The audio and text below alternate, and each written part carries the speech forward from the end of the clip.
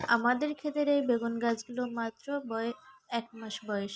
আপনি এগুলো দেখলেই বুঝতে পারবেন না যে এগুলো মাত্র 1 মাস বয়সের। 1 মাস পরে আমি গাছের গোড়ায় জৈব সার দিচ্ছি। আর এই সারটা আমি তৈরি করেছি বাসায়। মুরগির বিষটা, গোবর, ছাই এবং মাটি মিক্সড করে আমি এই জৈব সার তৈরি করেছি।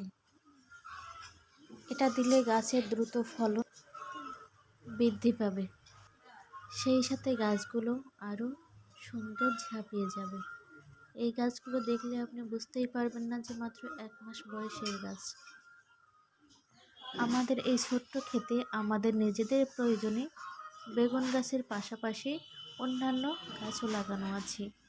মিষ্টি কুমড়া, ঢেঁড়স, টমেটো, লাল শাক, পালং শাক, ধনিয়া পাতা, কচু, কাঁচা ঝাল, কোনো রকম আমাদের চাহিদাটাই পূরণ হয়ে যায় এর থেকে।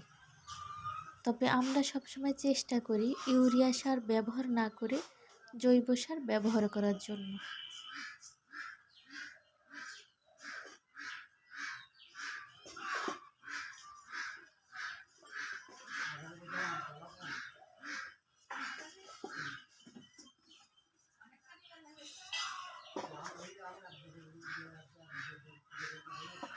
এছাড়াও আমি প্রতিদিন সকালে চেষ্টা করি গাছের গোড়ায় পানি দিতে, তবে খুব বেশি না, হালকা হালকা পানি ছিটিয়ে দিই উপর থেকে, যাতে গাছটাও সুন্দর দেখা যায় এবং গাছে পানিও পায়। আমি জাস্ট আজকে এক সাইডেরগুলো দেব, বাকিগুলো কাল দেব। এর মধ্যে আমি একটু শাকও উঠিয়ে নিয়েছি রান্না করার জন্য। এই যে দেখতে পাচ্ছেন যে কত সুন্দর শাক হয়েছে। আমার গাছে, বেগুন গাছে ফুলও ধরছে, ফলও আসছে। এই যে দেখেন মাত্র 1 মাস বয়সের গাছগুলো, প্রতিটা গাছে ফুল এবং ফল ধরছে।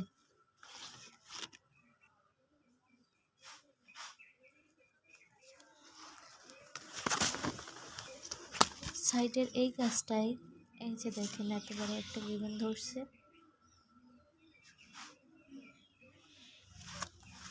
এবার গাছে একটু মেডিসিন দিতে হবে যাতে পোকা না লাগে। পোকা লাগলে বেগুনগুলো সব নষ্ট হয়ে যাবে। ছোটো জালি থেকেই এই বেগুনগুলো নষ্ট হয়ে যাবে। আমি গাছের আগাগুলো কেটে দিয়েছি যাতে এই গাছগুলো একটু ঝাঁপিয়ে যায়।